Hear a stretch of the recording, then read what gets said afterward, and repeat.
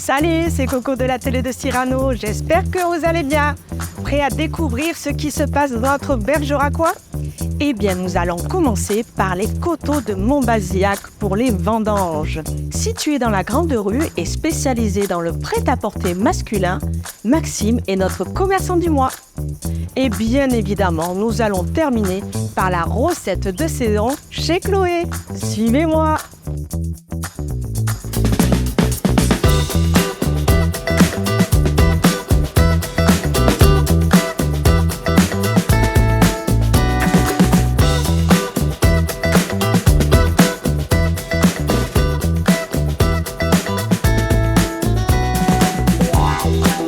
Parmi les richesses du Bergeracois, il y en a une plus dorée que les autres, le Montbazillac liquoreux. Produit selon un cahier des charges strict, il se doit d'être ramassé à la main. Reportage à Pomport, au cœur des vendanges.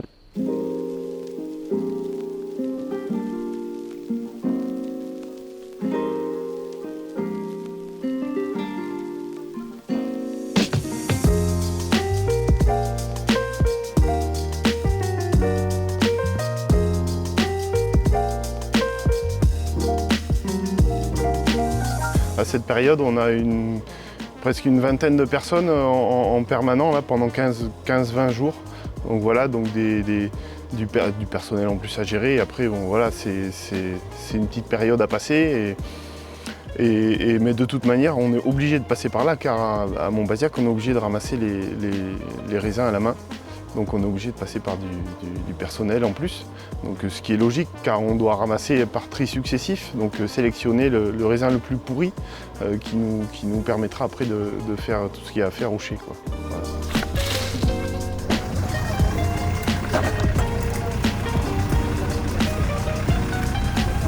Dans les vignes, quand ils sont 15-20 dans les vignes, voilà, ça discute, ça rigole, c'est convivial. Le matin, ils ont le café, enfin voilà, c'est des bons moments à passer aussi. Ça reste une période compliquée pour ceux qui font le vin, parce qu'on dort moins, mais bon, c'est comme ça, c'est la beauté de la chose, quoi. On arrive à la fin de l'année, quoi. Donc tout le travail fait tout au long de l'année et il est concrétisé et bien concrétisé surtout cette année par des bons rendements et de la qualité, quoi. Donc ça fait plaisir, tu te lèves le matin avec le sourire, quoi. Même quand tu les goûtes, tu vois, c'est la différence entre un raisin comme ça, qui est vachement cuit par le soleil, et un raisin doré.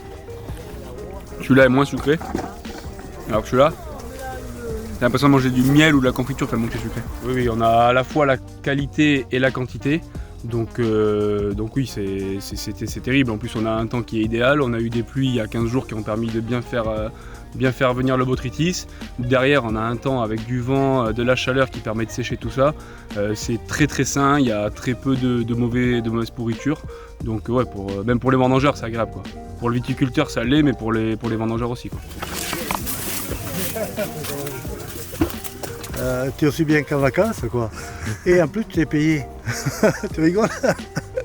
Donc, c'est que du plaisir, là. Tous les raisins ramassés ce matin dans un tapis élévateur qui l'amène dans la presse. Donc, toute la vendange de ce matin va être dedans. C'est ça, il y a le plaisir de faire un produit local, un vin typique, un liquoreux, un Montbazillac. Il n'y a que deux liquoreux en France, il y a le Montbazillac et il y a le Sauterne.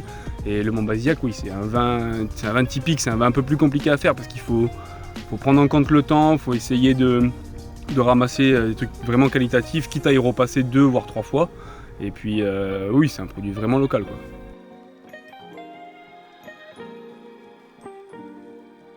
L'automne pointe le bout de son nez et l'hiver lui emboîte le pas. Besoin de renouveler votre garde-robe, messieurs ? Maxime est là pour vous. Situé dans la Grande Rue et spécialisé dans le prêt-à-porter masculin, Maxime est notre commerçant du mois.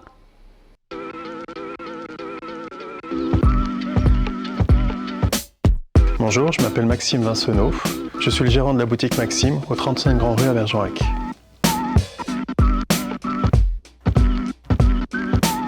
La boutique est ouverte depuis 2010. J'ai changé de local en 2017. J'ai commencé par un petit local, puis j'ai réussi à m'agrandir en 2017, là où je suis aujourd'hui. C'est une boutique de prêt-à-porter pour hommes, où nous allons du S jusqu'au 4XL, donc du 36 au pantalon jusqu'au 50. Et ben avant d'ouvrir le magasin, j'avais aucune idée de comment je voulais appeler le magasin. J'ai fait venir tous mes copains en 2010 du coup à l'apéritif chez moi, et autour d'un verre ils m'ont balancé tout un tas d'idées plus stupides les unes que les autres. Et j'ai un copain qui m'a sorti pourquoi pas Max Him. Donc Max, lui, ça faisait un jeu de mots avec mon prénom, ça m'a beaucoup plu, et puis on est resté là-dessus. Je suis un fan de tout ce qui est culture pop, donc c'est-à-dire que ça va être les films des années 80, De Retour à le futur, Terminator, et tout ce qui est tous ces hommes stéréotypés remplis de testostérone. Et j'adore aussi la culture américaine comics, mais je suis encore plus fan, je crois, de la culture japonaise manga, comme on peut le voir derrière moi d'ailleurs. J'ai tout un tas de décorations et toute la déco qui est dans le magasin, et j'en ai encore plein chez moi, mais c'est ce que ma femme ne veut pas à la maison, tout simplement.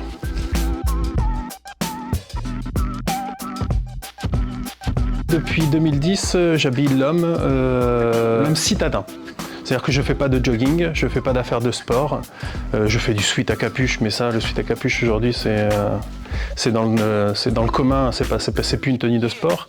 Mais si vous cherchez un jog Nike, c'est pas chez moi qu'il faut venir le chercher. Si vous cherchez par contre une tenue de tous les jours pour aller bosser, ou pour une tenue pour aller au resto avec madame, ou peu importe le partenaire, au moins vous pouvez venir chez Maxime, vous serez élégant et bien habillé.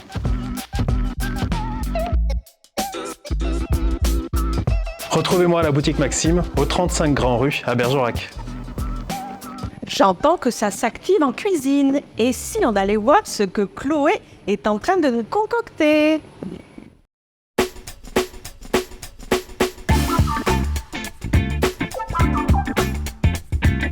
Salut à tous, c'est Claude de l'Authentique et aujourd'hui on se retrouve pour une recette autour du butternut. On va faire une recette simple mais ultra gourmande.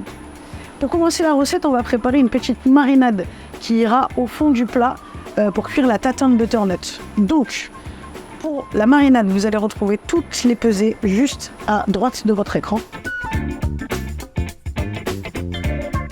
On va commencer par mettre notre petit vinaigre balsamique dans la casserole avec notre sucre de canne, un petit peu de beurre et on va rajouter un petit filet d'eau. On va venir mettre ça à fond. On va laisser cuire jusqu'à l'obtention d'une petite sauce un petit peu sirupeuse. Pendant ce temps-là, on va s'occuper de venir faire un petit crumble au parmesan et à la noisette qui va venir sur notre tatin de butternut. Donc pour le crumble, on va venir commencer avec un petit peu de cornflakes. On va y ajouter un petit peu d'ail en poudre, de paprika et de sel, de la poudre de noisette, du parmesan et un petit peu de beurre fondu.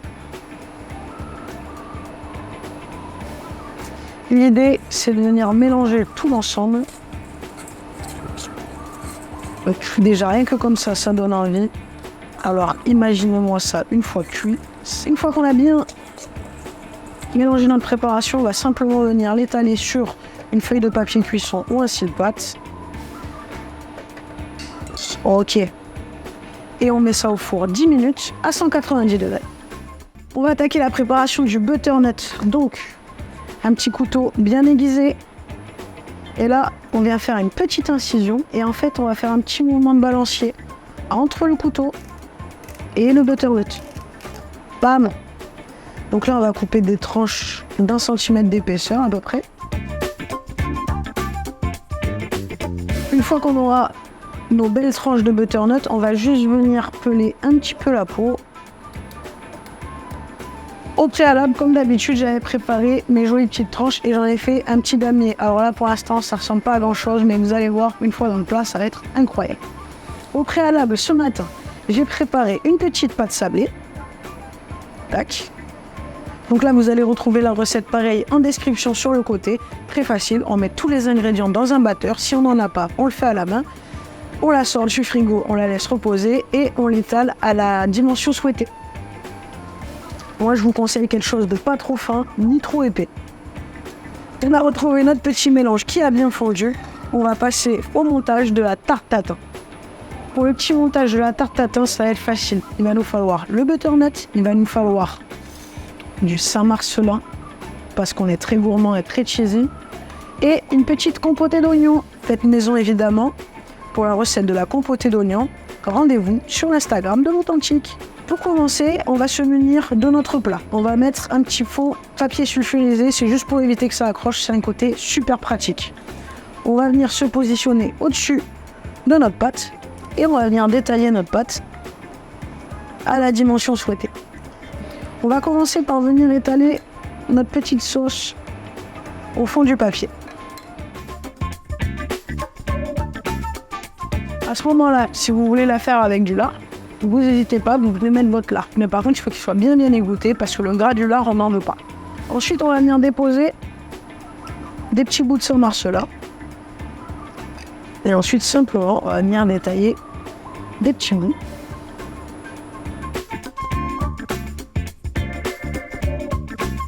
Un petit peu de poivre.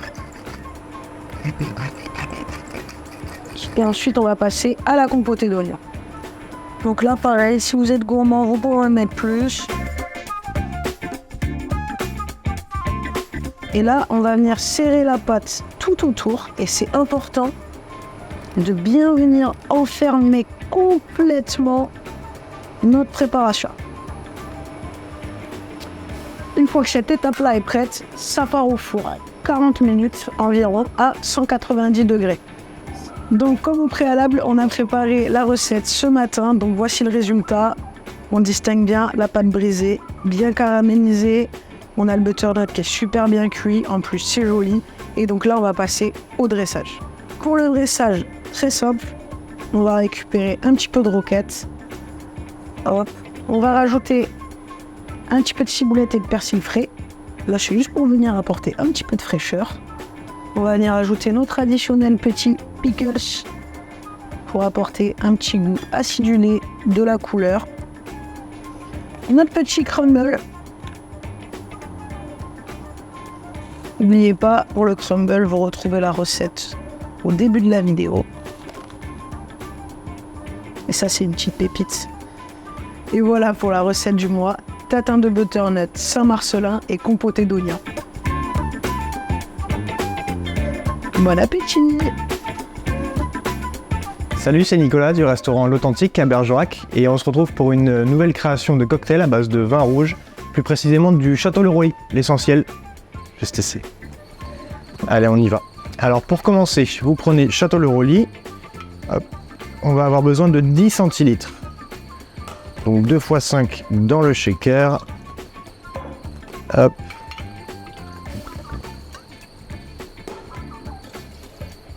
À ça, on y rajoute 4 centilitres de crème de mûre. Hop. 2 centilitres de liqueur de sureau. On vient prendre 4 petits quarts d'orange pour les mettre dedans pour donner un petit peu de goût. Hop. Donc je prends quelques glaçons. Je vais shaker bien énergiquement.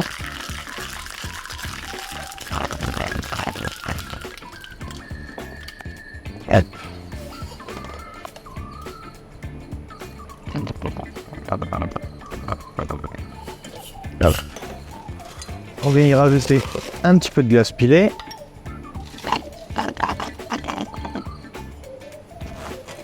Je rajoute encore 4 petits quarts d'orange avec la petite paille.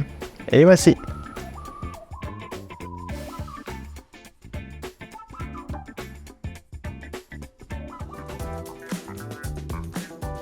Et voilà, la télé de Cyrano, c'est terminé pour ce mois-ci. Nous remercions Chloé du restaurant L'Authentique pour son accueil et sa gentillesse et ses belles recettes. À la réalisation 24 Prod et on se dit au mois prochain pour découvrir et redécouvrir notre beau Bergeracois. À bientôt!